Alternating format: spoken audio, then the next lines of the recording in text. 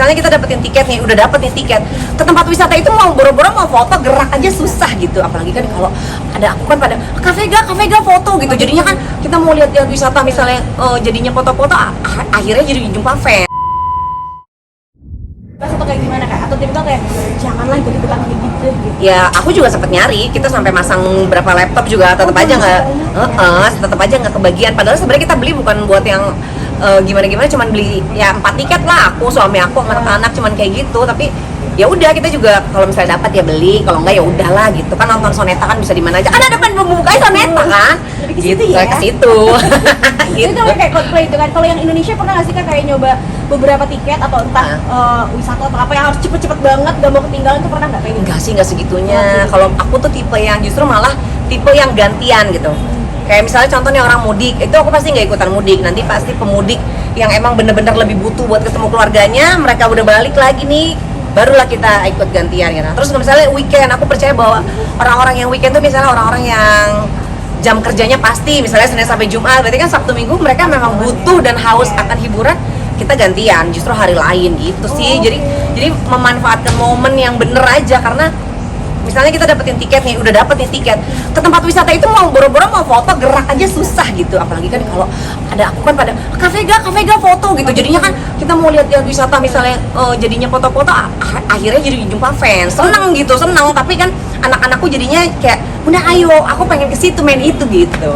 Jadi bukan tipe-tipe yang kayak harus banget dapet ya? Enggak sih. Tadi terakhir ya, aku pengen ngomongin masalah kan sebagai istri dokter, pernah nggak sih ada yang kayak tantangan kayak harus bersikap baik, harus ceria di depan pasien, itu pernah nggak sih? Enggak lah, kalau profesi suami aku kan memang profesi pengabdian, hidupnya memang jangankan dia lagi jamnya kerja, jamnya tidur aja dia kalau ditelepon ada pasien sakit kan dia harus bangun. Jadi sebenarnya aku lebih ke bukan jaim, tapi lebih ke mengenyampingkan urusan pribadi gitu, karena aku tahu bahwa suamiku pada saat dia bertugas jadi seorang dokter ya dibutuhin sama banyak orang, ya justru itulah prioritas pertamanya gitu. Enggak yang itu suka duka menjadi seorang istri dokter yang pengabdi itu gimana?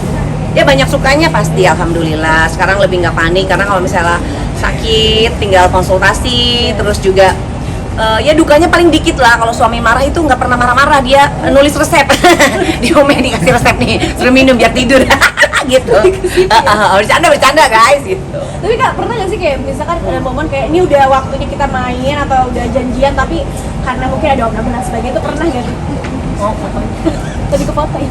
Lalu kayak lagi harus opname dan sebagainya, harus jalan ke rumah sakit suami, itu pernah nggak kak momen-momen kayak gitu?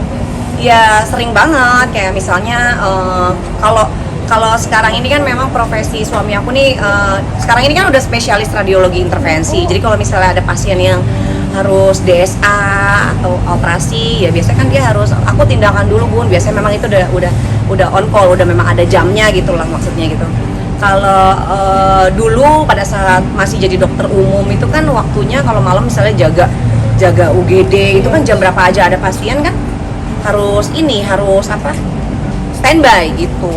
Jadi lebih harus mengerti suami ini. Iya.